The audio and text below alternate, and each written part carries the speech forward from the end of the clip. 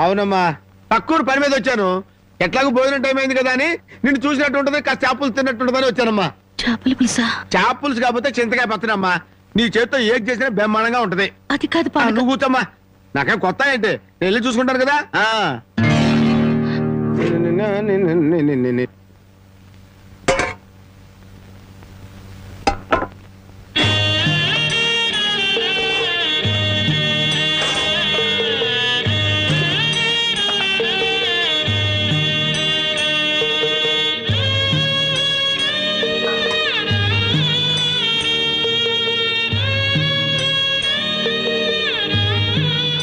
ఏమ్మా, అన్నం వండలేదా?